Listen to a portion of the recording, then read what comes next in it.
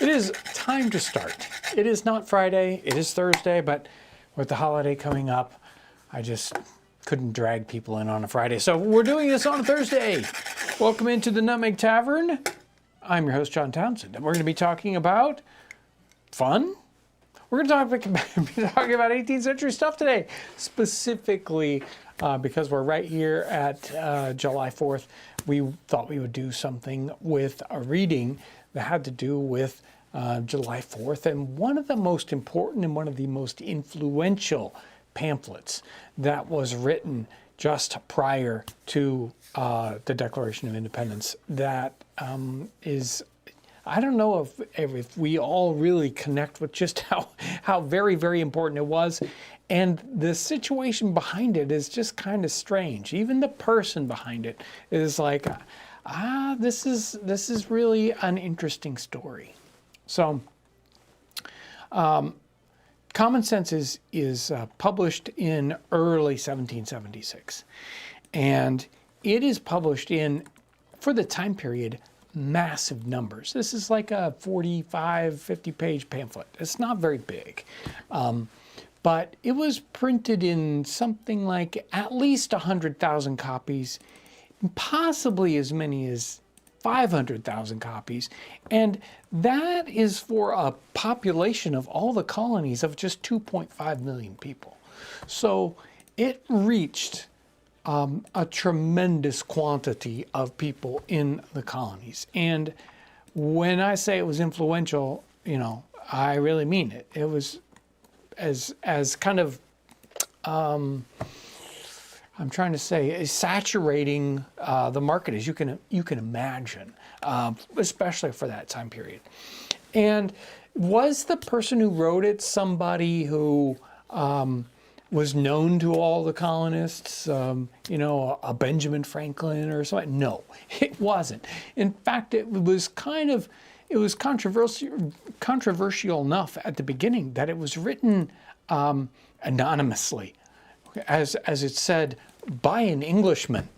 And that is so very, very true, because Thomas Paine had only been in the colonies for like less than 2 years before it was published. So Thomas Paine seems to rise up out of nowhere, and a very, very interesting character. So born in 1737, I believe, Thetford, England. And his father was a corset maker and a Quaker. And he goes into his father's business. He follows in his father's footsteps and fails as a corset maker.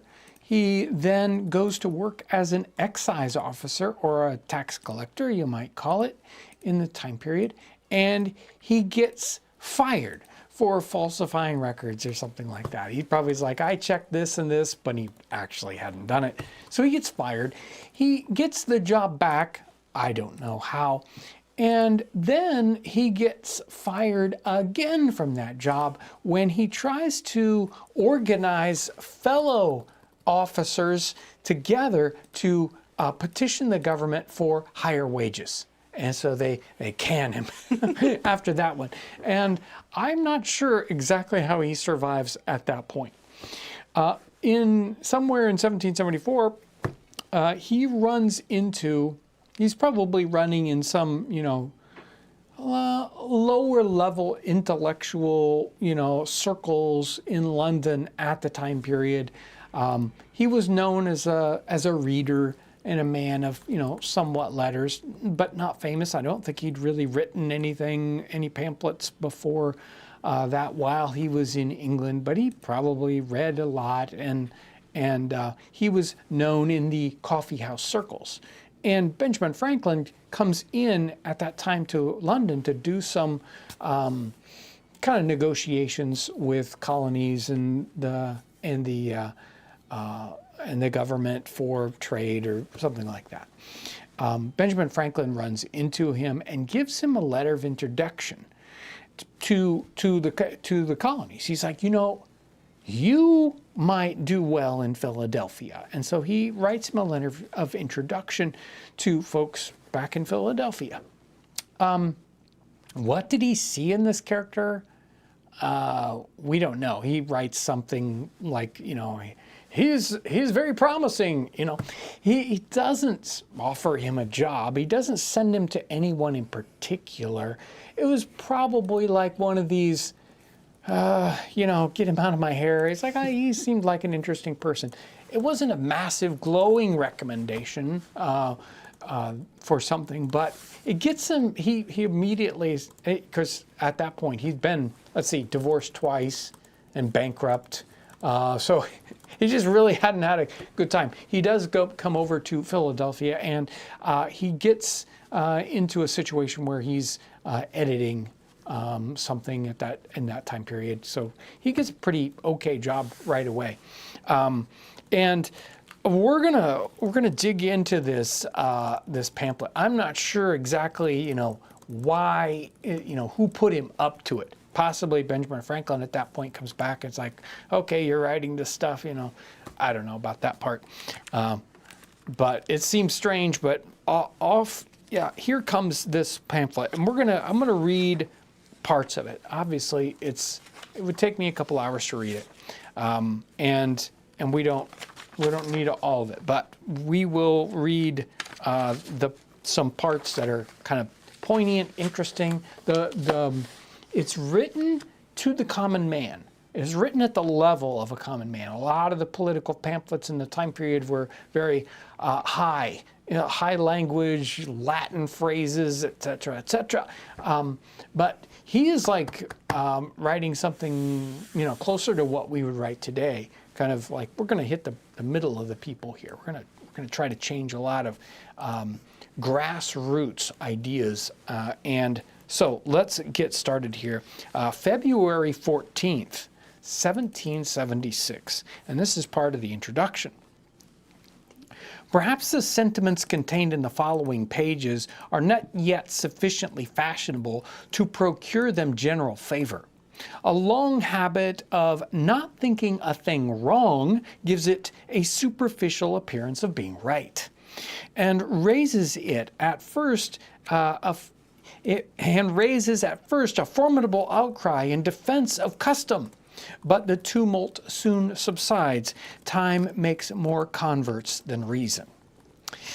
As a long and violent abuse of power is generally the means of calling the right of it in question, and in matters too which might never seem to have been thought of, had not the sufferers been aggravated into injury, and as the King of England hath undertaken in his own right to support the Parliament in what he calls their right probably, and as the good people of this country are grievously oppressed by the combination, they have an undoubted privilege to inquire into the pretensions of both, and equally to reject the usurpation of either. In the following sheets, the author hath studiously avoided everything which is personal amongst ourselves. Compliments as well as censure to individuals make no part thereof. The wise and worthy need not the triumph of a pamphlet, and those whose sentiments are injudicious or unfriendly will cease of themselves, unless too much pains is bestowed upon their conversions. The cause of America is in a great measure the cause of all mankind. Many circumstances have and will arise which are not local but universal, and through which the principle of all lovers of mankind are affected, and in the event of which their affections are interested. The laying a country desolate with fire and sword, declaring war against the natural rights of all mankind, and extirpating the defenders thereof from the face of the earth, is the concern of every man to whom nature hath given the power of feeling, and which class, regardless of party, censure, is. I know sometimes these sentences are constructed in ways we wouldn't necessarily say today. Sometimes you're like, okay, I'm going to have to read that again to get the point. Yeah. So I do have a question here. Yes. This was interesting. Somebody was wondering what the literacy rate was in the colonies during the time period. It is thought, and it can be hard to, judge this. There are a lot of different ways, like whether, sometimes all we have of knowledge of individuals is a single signature, and we judge their literacy on whether they signed their names or just put an X in, things like that. But it's thought that the literacy rate is much higher in the colonies than it is in Great Britain at the time. Yeah, I was looking it up, and I was remembering him breaking it down in Albion Seed, where regionally it's different, and in New England, where it was very much like that was pushed very strongly, that it was estimating that it was 90% for men in New England areas, which is, like, that was pretty good. Yeah. So. Pretty good. So here we get to the body of itself, and this is probably divided into, I think, 4 to 5 sections here. I may, after, reading a bit, just kind of jump, but because I haven't read this 14 times already, so here we go. Common sense on the origin and design of government in general, with concise remarks on the English constitutions. Some writers have so confounded society with government as to leave little or no distinction between them, whereas they are not only different, but have different origins. Society is produced by our wants, and governments by our wickedness.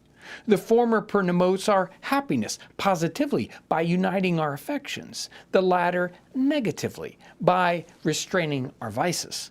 The one encourages intercourse, the other creates distinctions. The first is a patron, the last is a punisher. Society in every state is a blessing, but government, even in its best state, is but a necessary evil. In its worst state, an intolerable one. For when we suffer or are exposed to the same miseries by a government, which we might expect in a country without government, our calamity is heightened by the reflection that we furnish the means by which we suffer. Government, like dress, is the badge of lost innocence. The palaces of kings are built upon the ruins of the bowers of paradise. For were the impulses of conscience clear, uniform, and irresistibly obeyed, man would need no other lawgiver, but that, not being the case, he finds it necessary to surrender up a part of his property to furnish means for the protection of the rest. And this he is induced to do by the same prudence, which in every other case advises him out of two evils to choose the least, the lesser of two evils. Wherefore, security, being the true design and end of government, it unanswerably follows that whatever form thereof appears most likely to ensure it to us with the least expense and greatest benefit is preferable to all others. Sounds like common sense, doesn't it? In order to gain a clear and just idea of the design and end of government, let us suppose a small number of persons settled in some sequestered part of the earth, unconnected with the rest. They will then represent the first peoplings of any country, or of the world, and in this state of natural liberty, society will be their first thought. 1,000 motives will excite them thereto. The strength of one man is so unequal to his wants, and his mind so unfitted for perpetual solitude, that he is soon obliged to seek assistance and relief of another, who is in his turn requires the same. 4 or 5 united would be able to raise a proper dwelling in the midst of a wilderness, but one man might labor out of the common period of life without accomplishing anything. When he had felled his timber, he could not remove it, nor erect it after it was removed. Hunger, in the meantime, would urge him to quit his work, and every different want would call him a different way. Disease, nay, even misfortune, would be death. For though neither might be mortal, yet either would disable him from living and reduce him to a state in which he might rather say he had to perish than to die. Thus, necessity, like a gravitating power, would soon form our newly arrived emigrants into society, the reciprocal blessings of which would supersede and render the obligations of law and government unnecessary, while they remain perfectly just to each other. But as nothing but heaven is impregnable to vice, it will unavoidably happen that in proportion as they surmount the first difficulties of emigration, which bound them together into a common cause, they will begin to relax in their duty and attachments to each other, and this remissness will point out the necessity of establishing some form of government to supply the defect of moral virtue. Some convenient tree will afford them a state house, under the branches of which the whole colony may assemble to deliberate on public matters. It is more than probable that their first laws will have the title only of regulations and be enforced by no other penalty than public disesteem. In this first parliament, every man by natural right will have a seat. Here then is the origin and rise of government, namely a mode rendered necessary by the inability of moral virtue to govern the world. And here too is the design and the end of government, vis-a-vis freedom and security.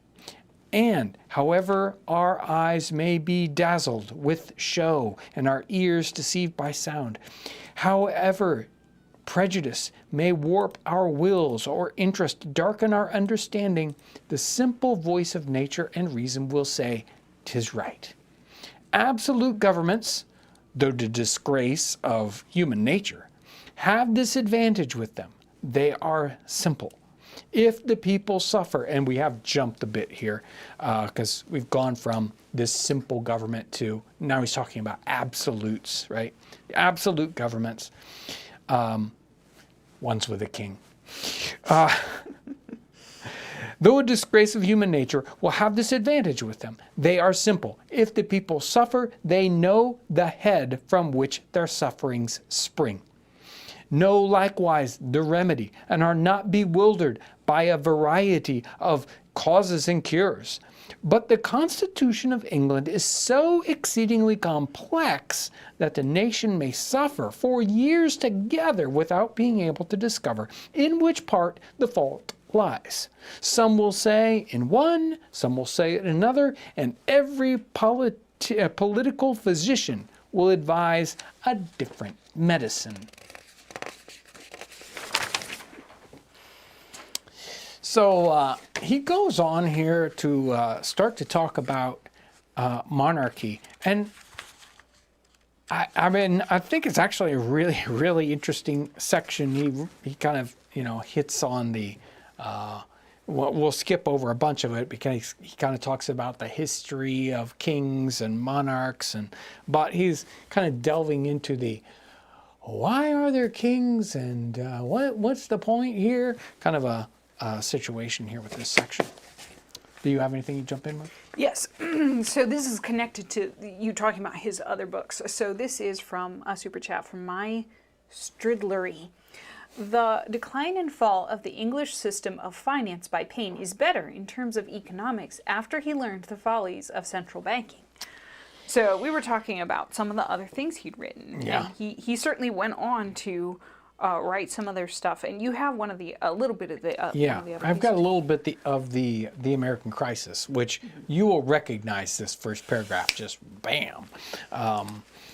So, and of course, some of his writings did get him into trouble and basically shunned in society. So Well, it's not like he's writing on the cutting edge. he of is. kind He of- is. He's known as a radical, right? And radical can mean a lot of different things, but it's right to the root.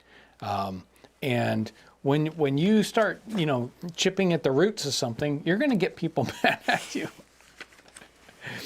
Sorry. On monarchy and hereditary succession.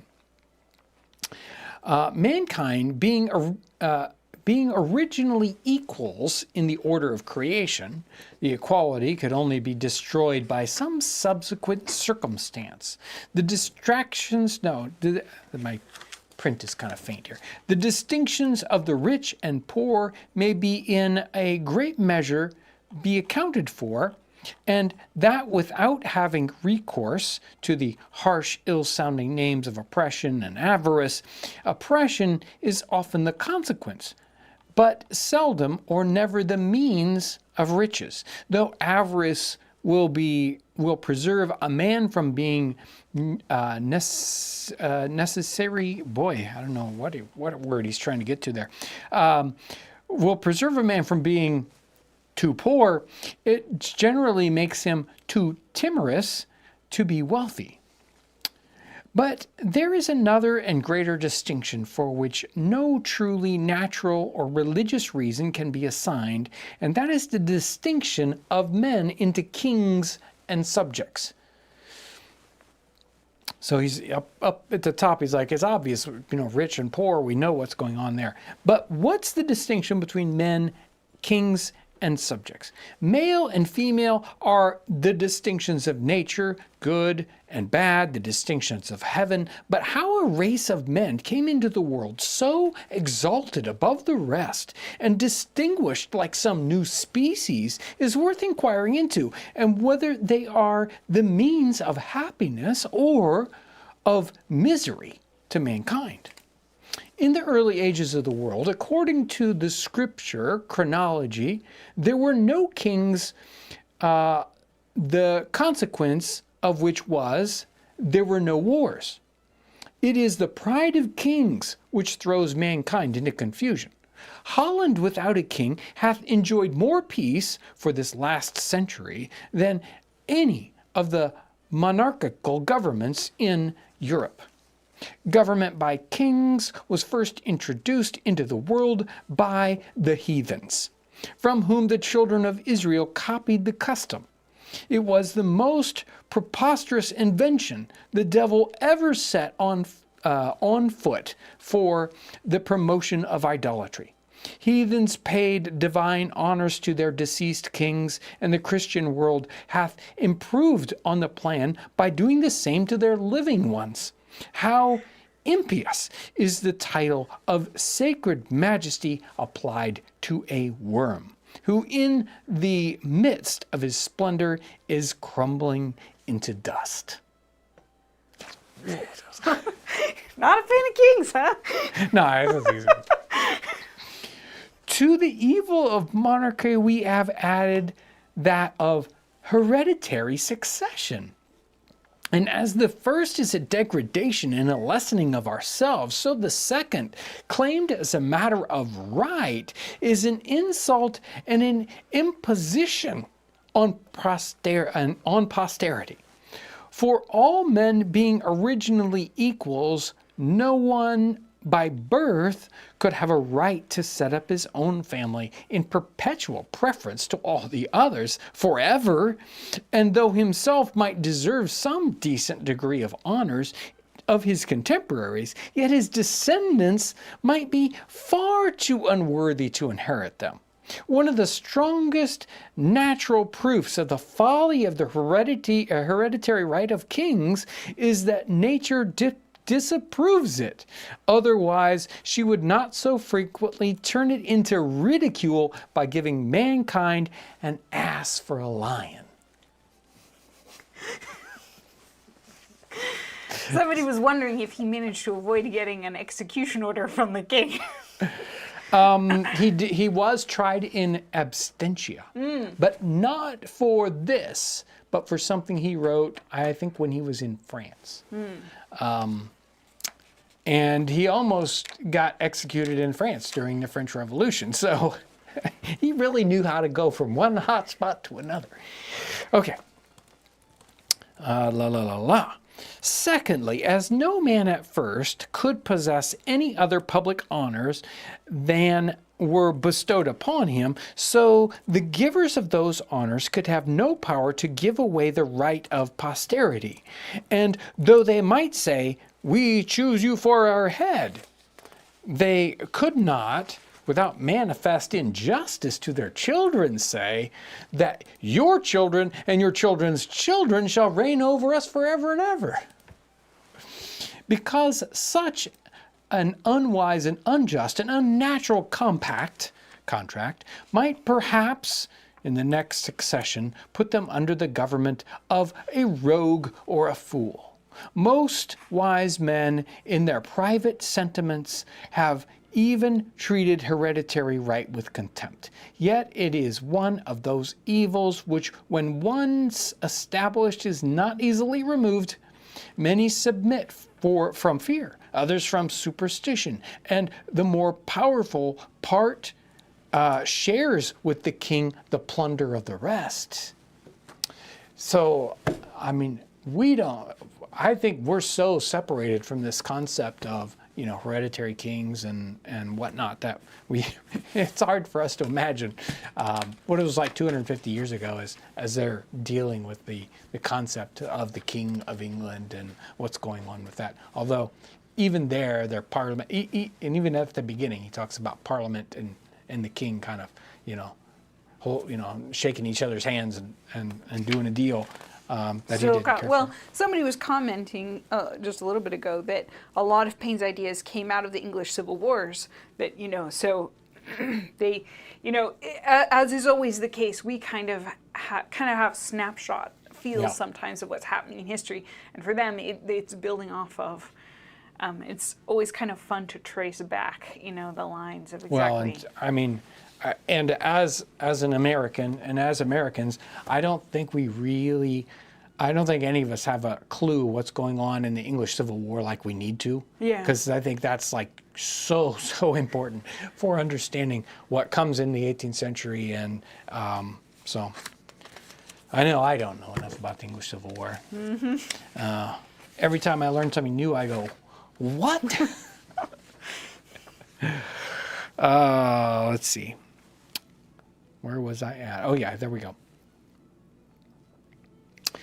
This is supposing that the present race of kings in the world to have had an honorable origin, whereas it is more than probable that could we take off the dark covering of antiquity and trace them to their first rise, we should find the first of them nothing better than the principal ruffian of some restless gang, whose savage manners or preeminence in subtly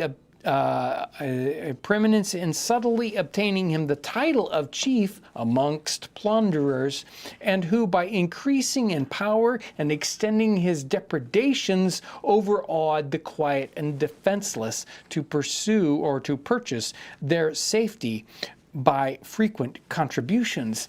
Yet his electors could have no idea of giving hereditary right to his descendants, because such a perpetual exclusion of themselves was incompatible with the free and unrestrained principles they professed to live by. England, since the conquest, hath known a few good monarchs, but groaned beneath a much larger number of bad ones. Yet no man in his senses can say that their claim under William the Conqueror is a very honorable one. A French bastard landing with an armed banditti and establishing himself King of England against the consent of the natives is in plain terms a very paltry, rascally origin. It certainly hath no divinity in it. However, it is needless to spend much time in exposing the folly of hereditary right, if there is any so weak as to believe in it. Let them promiscuously worship the ass and the lion and welcome. I shall neither copy their humility nor disturb their devotion. Kind of strong language. I don't know. He seems to really point it there. Let me get to, we're at the middle mark here. Let me get to the brand new and renewing, as we all take a breath from that. Brand new and renewing YouTube members and Patreon. I don't even know how to say this first one. Dialitzi something Cavalieri. I don't know. Then there's Black Magic Society. Then there's the Colonial Spinster and AC. Robert Bell, Lupo, Jennifer Lewis, Glitter 24, Mitz, lowercase, S Grill, Mr. Kilofact, I don't know, Lancelot, Vincent French, Eric Marshall, Todorox, don't know. We used to have a, anyway, Robert Bacons, and the brand new Patreon person, Sally Forth. Thank you, folks, for your kind support. Did you want to jump in with anything? Maxstar Cool sends 5 gifted memberships. Thank you very much. I think we're all caught up. I don't think I missed any questions. Let me see if there's a little kind of close up here for the king part.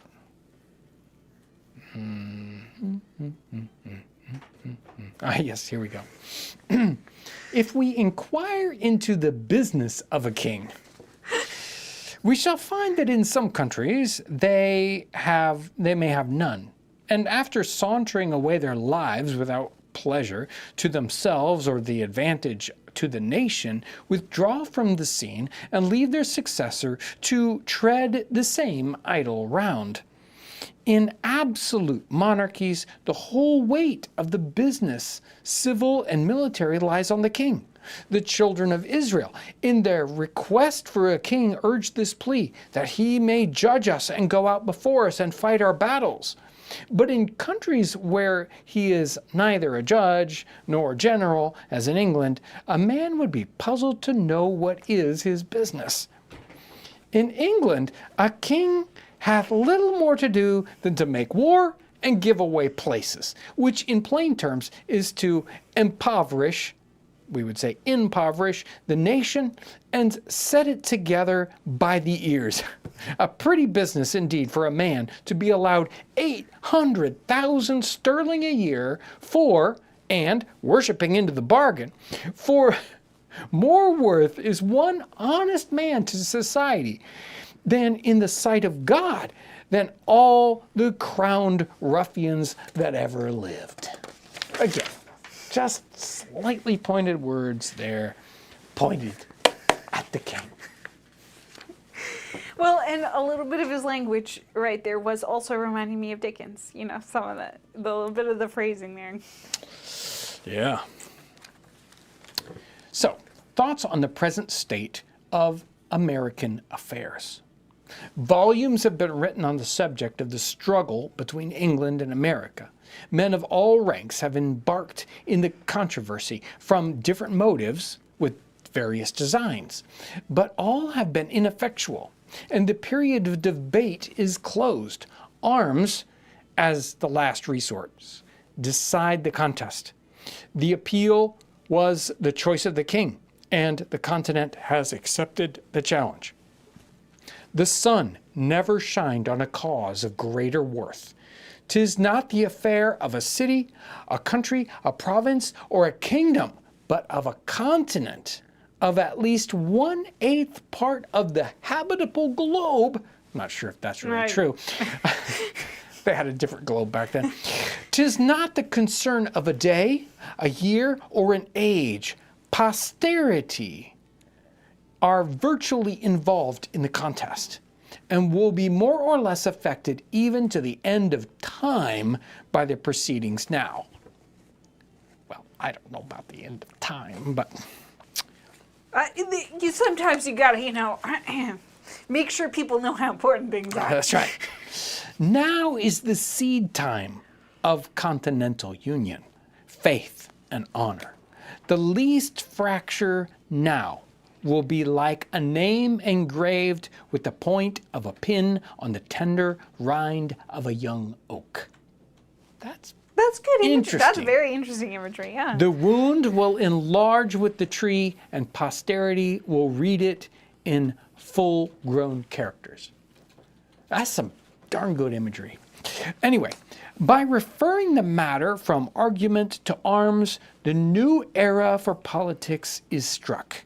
A new method of thinking hath arisen. All plans, proposals, etc., prior to the 19th of April, i.e. the commencement of hostilities, are like the almanacs of last year, which, though proper then, are superseded and useless now. Whatever was advanced by the advocate on either side of the question then terminated in one and the same point, viz. A union with Great Britain. The only difference between the parties was the method of effecting it. The one proposing force, the other friendship. But it hath so far happened that the first hath failed, and the second hath withdrawn her influence.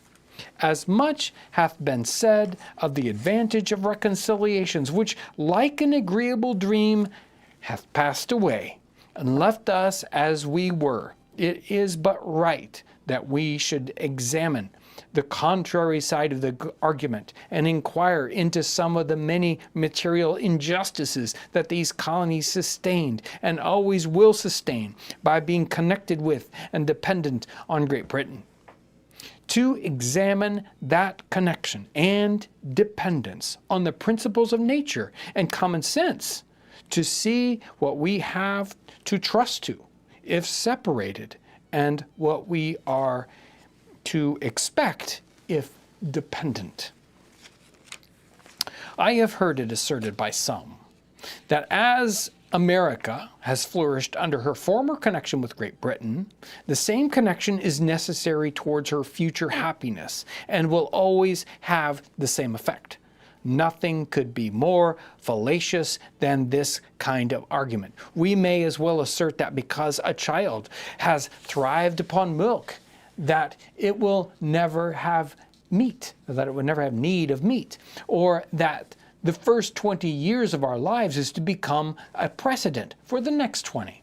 But even this is admitting more than is true, for I answer roundly that America would have flourished as much, and probably much more, had no European power taken any notice of her. The commerce by which she hath enriched herself are the necessities of life, and will always have a market, while eating is the custom of Europe.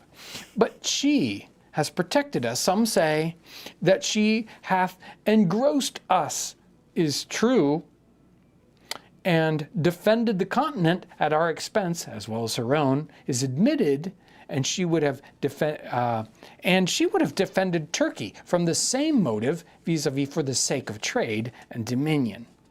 Alas, we have been long led away by ancient prejudices and made large sacrifices to superstition. We have boasted the protection of Great Britain without considering that her motive was interest, not attachment, and that she did not protect us from our enemies on our own account, but from her enemies on her own account, and from those who had no quarrel with us on any other account, and who will always be our enemies on the same account. Let Britain waive her pretensions to the continent, or the continent throw off the dependence. And we should be at peace with France and Spain, were they at war with Britain. The miseries of Hanover last war ought to warn us against connections. But admitting that we were all English descent, What does that amount to? Nothing. Britain, being now an open enemy, extinguishes every other name and title. And to say that reconciliation is our duty is truly farcical. The first king of England of the present line, William the Conqueror, was a Frenchman, and half the peers of England are descendants from the same country. Wherefore are by the same method reasoning, England ought to be governed by France. Oh, the logic of it all.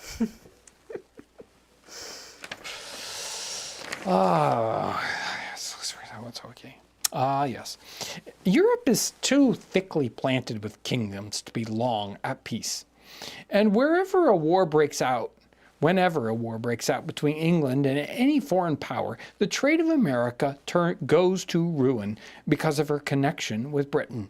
The next war may not turn out like the last, and should not, the advocates for reconciliation now will be wishing for a separation then, because neutrality in that case would be a safer convoy than a man of war.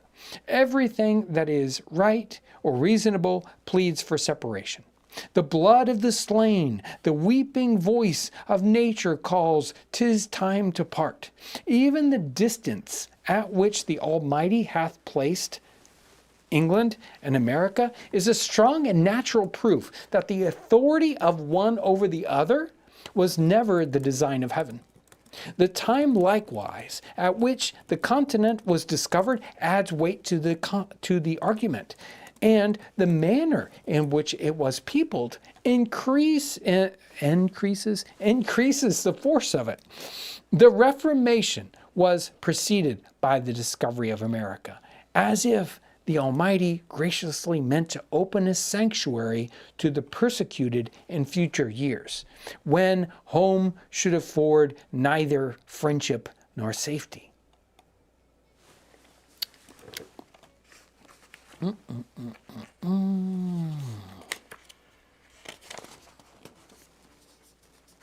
There's so much. It just keeps going.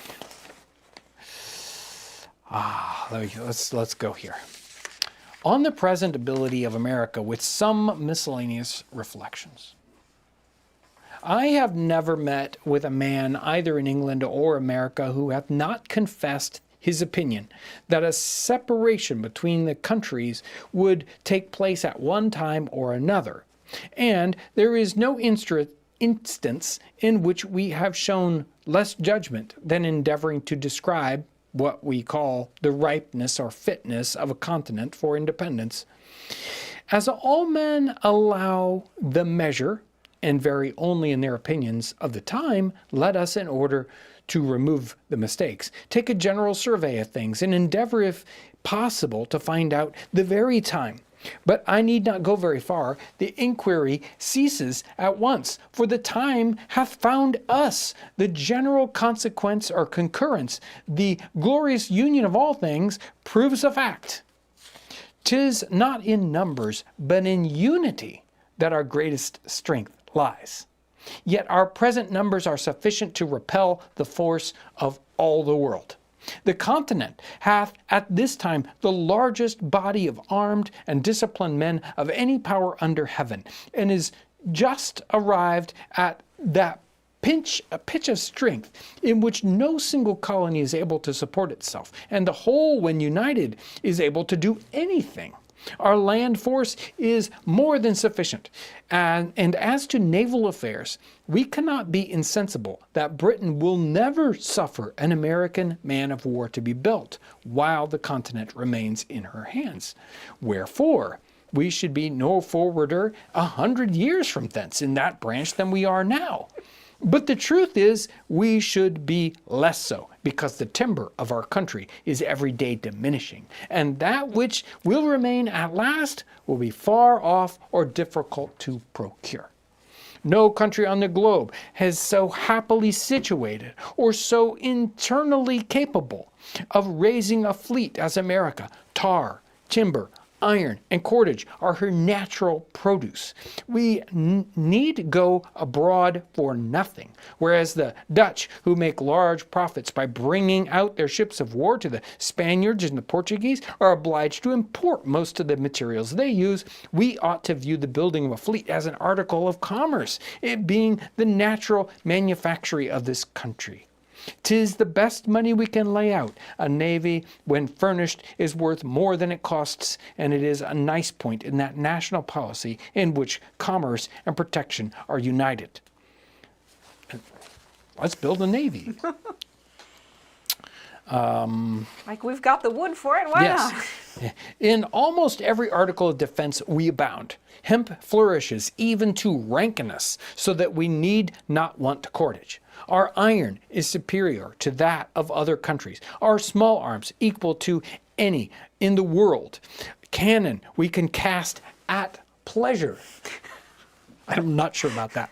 Saltpeter and gunpowder we are every day producing. Our knowledge is hourly improving. Resolution is our inherent character, and courage hath never yet forsaken us. Wherefore, what is it that we want? Why is it that we hesitate? From Britain we can expect nothing but ruin. If she is once admitted to the government of America again, this continent will not be worth living in. Jealousies will always be arising. Insurrections will be constantly happening. And who will go forth to quell them? Who will venture his life to reduce his own countrymen to a foreign obedience? The difference between Pennsylvania and Connecticut, not respecting some unallocated lands, shows the insignificance of a British government, and fully proves that nothing but continental authority can regulate continental matters. And let's skip right to the in short, independence is the only bond that ties and keeps us together. We shall then see our object, and our ears will be legally shut against the schemes of an intriguing as well as cruel enemy. On these grounds I rest the matter, and as no offer hath yet been made to refute the doctrine contained in the former editions of this pamphlet, this is from a later edition, it is a negative proof that either the doctrine cannot be refuted, or that the party in favor of it are too numerous to be opposed. Wherefore, instead of gazing at each other with suspicious or doubtful curiosity, let each of us hold out to his neighbor the hearty hand of friendship, and unite in drawing a line which, like an act of oblivion, shall bury in forgetfulness every former dissension. Let the names of Whig and Tory be extinct. Let none other be heard amongst us than those of a good citizen, an open and resolute friend, a virtuous supporter of the rights of mankind, and the free and dependent states of America. Free and independent states, not dependent states. Whew, wow. So he doesn't scamper off after he writes this and disappear from the scene. He enlists in a militia, and he becomes very quickly an aide-de-camp to General Greene, to a general, and he is around during a retreat in 1776, during the winter there, I think in November. And he writes The American Crisis. And here is the first paragraph the first paragraph of The American Crisis. There's only so much reading I can do in a day without my brain croaking. These are the times that try men's souls. The summer soldier and the sunshine patriot will, in this crisis, shrink from the surface of their country. But he that stands it now deserves the love and the thanks of man and woman. Tyranny, like hell, is not easily conquered. Yet we have this consolation with us, that the harder the conflict, the more glorious the triumph. What we obtain too cheap, we esteem too lightly. It is dearness only that gives us everything it values, everything its value. Heaven knows how to put a proper price upon its goods, and it would be strange indeed if so celestial an article as freedom should not be highly rated. Britain, with an army to enforce her tyranny, has declared that she has the right not only to tax, but to bind us in all cases whatsoever. And if being bound in that manner is not slavery, then is there not such a thing as slavery upon the earth? Even the expression is impious, for so unlimited a power can belong only to God. He writes this and the rest of it, and George Washington likes it so much he has it read to the troops right there in the winter, the hard winter of 1776, to encourage them after a very discouraging campaign. Pretty amazing stuff. Okay, you ready to wrap up since your voice is probably shot? Yeah. All right, let me grab a couple things. Okay, so here is a member chat from Daniel Banks. Huzzah and a glorious fourth. Yes. And this is, and then Mr. Dax sends in 10 Townsend's gift memberships. Thank you. And then this is a member chat from Stonecutter2. Happy 250th America. Happy 4th of July, Townsend's. Thank you. Thank you very much. So it's going to be a fun, exciting weekend. If you are interested and you need a facsimile copy of Common Sense, you want one just like they would have had in the time period, bound in that way, printed and whatever, you can find that on our website. We would have done this a couple of months ago, but we didn't have any copies. Anyway, so those are available on our website. It has been a great time to be in here, and it was fun to dig into this particular document. You know, the history of it, what happens with him. He goes to France, he ends up getting released, and he comes back to the United States. He writes things, and then he becomes a political pariah because of some of the things he had written in a time period. He dies and is buried, and one of his admirers digs up his bones to take him back to England to be buried, and they lose them. And so nobody knows where his bones are, as far as I know. Maybe somebody does. Maybe somebody got a box with his bones. But I want to thank Lauren. Thank you, Ivy, for sticking around with us here today. I hope you have a tremendous 4th of July, a tremendous weekend, and thank you for watching today.